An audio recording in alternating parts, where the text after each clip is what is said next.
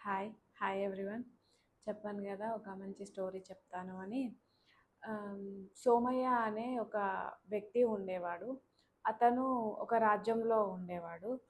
తన రాజ్యంలో కాకుండా వేరే రాజ్యంలో సంత జరుగుతుంటే, సరే సంతకి వెళ్తా అని చెప్పి వెళ్తాడు. వెళ్తే అక్కడ ఒక గుర్రము చాలా తక్కువ ధరకు అమ్ముతున్నారు. అమ్ముతుంటే తను అనుకున్నాడు, నాకు దారి పొడుగునా నడవడానికి కాళ్ళు నొస్తున్నాయి, గుర్రం ఉంటే బాగుంటుంది అని చెప్పి, ఇంత తక్కువ ధరకు వస్తుంది కదా, ఇంకా గుర్రాన్ని కొనుక్కుందాం అనుకుంటాడు. కానీ తను అనుకోడు, ఏంటి గుర్రము ఇంత తక్కువ ధరకు ఎందుకు అమ్ముతుర్రు అని ఆయన ఆలోచించాడు. తక్కువ ధరకు వచ్చేస్తుంది కదా గుర్రం అని చెప్పి కొనుక్కుంటాడు సోమయ్య. కొనుక్కొని వాళ్ళు చెప్తారు, ఇది కొంచెం నెమ్మదిగా ఉంది, మెల్లగా తీసుకెళ్ళండి, కొత్త దారి కదా దానికి తెలియదు, మీరు కట్టెతోని చెప్తూ ఉంటే అది అలా వెళ్తూ తీసుకెళ్తుంది మీకు అంటే. ఎప్పుడైనా సరే కొత్త గుర్రానికి కొత్త కొత్త దారులు తెలియదు, వాళ్ళ పాత దారులు అయితే తెలుసు. ఓకే అనుకుంటాడు. అనుకున్న తర్వాత గుర్రాన్ని తీసుకొని వెళ్తాడు. వాళ్ళ రాజ్యానికి వెళ్తాడు. వాళ్ళ రాజ్యానికి వెళ్ళిన తర్వాత వాళ్ళ ఇంటికి వెళ్తాడు. ఇంటికి వెళ్ళినాక గుర్రాన్ని కట్టేస్తాడు. ఆ రోజు రాత్రి కట్టేసిన తర్వాత ఇంకా తెల్లారి చుట్టుపక్కల జనాలు వచ్చి, ఏ సోమయ్య గుర్రం కొన్నావులే నువ్వు, చాలా బాగుంది కదా అనుకుంటా ఇట్లా మాట్లాడుతూ ఉంటారు. అందులో కొద్దిసేపటికి ఒక ఆయన వస్తాడు. వచ్చి చూస్తాడు గుర్రం. ఏంటి గుర్రం, ఇది గుడ్డి గుర్రం, నీకు తెలియదా ఆ మాత్రం గుడ్డి గుర్రము అని? ఈ గుర్రం ఎందుకు పనిచేయదు, ఈ గుర్రముకి మనం చెప్తేనే తీసుకెళ్తుంది తప్ప దానికి అసలు ఏం కనబడదు, ఈ గుర్రాన్ని ఎలా కొన్నావు నువ్వు అసలు అనుకుంటా అంటాడు. ఆయన అనగానే మిగతా వాళ్ళందరూ కూడా నవ్వుతారు. నవ్వి, భలే తెచ్చావులే గుర్రాన్ని అనుకుంటా నవ్వుతారు. నవ్విన తర్వాత సర్లే ఇంకా ఏం చేస్తాం తీసుకున్నాం కానీ సోమయ్య ఊరుకుంటాడు. ఒక 2 డేస్కి గుర్రము ఉండదు, వెళ్ళిపోతుంది. వెళ్ళిపోతే చుట్టుపక్కల జనాలు మళ్ళీ వస్తారు. వచ్చి, ఏది నీ గుర్రం ఎటుపోయింది, ఎటో పారిపోయిందంట కదా అని అంటే, అడవిలోకి వెళ్ళిపోయింది అని అంటే, మంచిగా అయింది నీకు గుర్రం తెచ్చుకున్నందుకు, మంచిగా అయింది, అడవిలోకి వెళ్ళిపోయింది అని కొందరు అంటారు. ఇంకొందరు అంటారు, కాంతియు పోతే పోని, గడ్డి మిగిలింది కదా నీకు, రోజు దానికి గడ్డి పెట్టుడు, దాన్ని మంచిగా ఉంచుకునుడు, ఇవన్నీ ఇబ్బందులు తప్పిపోయినాయి కదా, పోతే పోన్లే గుర్రము అని చెప్పి కొందరు అంటారు. సర్లే తనేమనుకుంటాడు, కాంతి ఏది జరిగితే అది అని ఆయన సప్పుడే కోరుకుంటాడు. ఆ తర్వాత ఆ రోజు నైట్ ఆ గుర్రమే ఇంకొక 4 గుర్రాలను తీసుకొని వస్తుంది.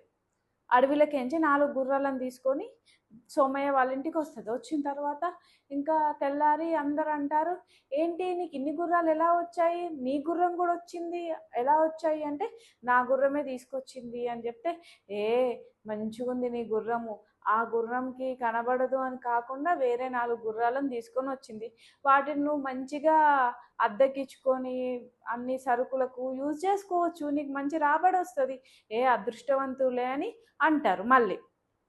సో ఇంతకుముందు మంచిగా పోయింది అన్న వాళ్ళే ఇప్పుడు మంచిగా వచ్చింది, మంచిగా అద్దెకిసుకోవచ్చు, నువ్వు డబ్బులు సంపాదించవచ్చు అని చెప్తారన్నమాట.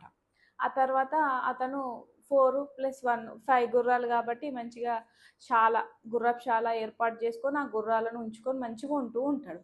వాళ్ళ కొడుకు కొంచెం పెద్దగానే ఉంటాడు, యువకుడు, ఒక 19-20 ఇయర్స్ ఉంటుంది. వాళ్ళ కొడుకుకి గుర్రపు స్వారీ నేర్చుకోవాలని ఉంటుంది.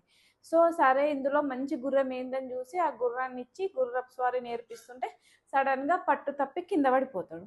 కింద పడిపోయి కాలు ఇరిగిపోతుంది. అతనిది, ఆ యువకునిది కాలు ఇరిగిపోతుంది, సోమయ్య కొడుకుది.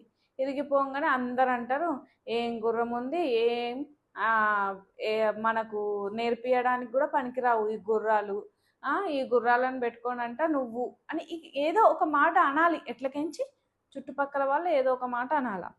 సో అలా అతన్ని అంటారు. అప్పుడు కాలు ఇరిగిపోతుంది. కాలు ఇరిగిపోతే ఆ గుర్రాలు అలానే ఉంటాయి, అతను కాలు ఇరిగిపోతుంది. కాలు ఇరిగిపోయి ఫుల్ రెస్ట్లో ఉంటాడు అతను చాలా. అప్పుడే ఆ రాజ్యం మీదికి, ఈ సోమయ్య ఉంటున్న రాజ్యం మీదికి వేరే పక్క రాజ్యం వాళ్ళు యుద్ధానికి వస్తారు.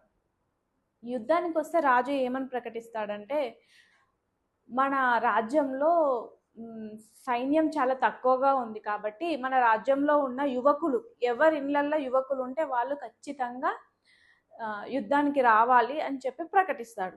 అప్పుడు అందరూ వాళ్ళ ఇంట్లో ఉన్న పిల్లల్ని, యువకుల్ని 19, 20, 17 అట్లా ఇయర్స్ ఉన్న వాళ్ళని పంపించేస్తారు.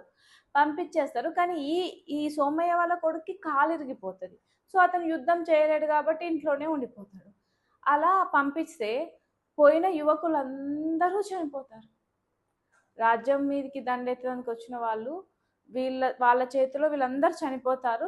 రాజ్యం మాత్రం గెలుస్తుంది, కానీ అందరూ చనిపోతారు, గాయపడతారు. ఇలానే జరుగుతుంది. అప్పుడు సోమయ్య అనుకుంటాడు, నా కొడుకుకి దెబ్బ తగిలింది కాబట్టి యుద్ధానికి వెళ్ళలేడు, మంచిగా ఉన్నాడు అని అనుకుంటాడు. అప్పుడు అందరూ వాళ్ళు వీళ్ళు వచ్చి, మీ కొడుకుకు గుర్రం పడేయకపోతే కాలు ఇరగకపోతుండే, కాలు విరగకపోతే మంచిగా ఉంటే యుద్ధానికి పోయి మీ కొడుకు కూడా చనిపోతుండే, మా కొడుకులాగా యుద్ధం అదేంటి గుర్రం పడేసింది కాబట్టి ఆయన కాలిరిగి ఇక్కడ ఉన్నాడు, కాబట్టే బతికి ఉన్నాడు అని చెప్పి జనాలు మళ్ళీ అంటారు. అన్న తర్వాత వాళ్ళందరూ వెళ్ళిపోయాక సోమయ్య అనుకుంటాడు, ఏది జరిగినా మన మంచికే, చెడు జరిగిపోయింది అని బాధపడక్కర్లేదు, ఏదో సంతోషం వచ్చింది అని సంతోషపడక్కర్లేదు. ఏది జరిగినా మన మంచికే అని హ్యాపీగా ఉన్నామనుకోండి, అది అంతా మంచిగా జరుగుతుంది. పక్కోళ్ళు, ఎదురోళ్ళు, వాళ్ళు వీళ్ళు ఏదో ఒక మాట అన్నారు అనుకుంటా బాధపడుకుంటా కూర్చున్నాం అనుకో, ఏది చేయలేము, ఏది జరగదు. మనకి ఏది అనిపిస్తే అది చేస్తూనే ఉండాలి. దేవుడు ఉన్నాడు కదా, ప్రతి ఒక్కటి దేవుడు చూస్తాడు. అంతా మంచిగా జరగాలని కోరుకుంటాడు. అంతా అందరికీ మంచిగా జరగాలని కోరుకుంటూ ఈ కథ మీకు నచ్చింది అనుకుంటున్నాను. Thank you so much.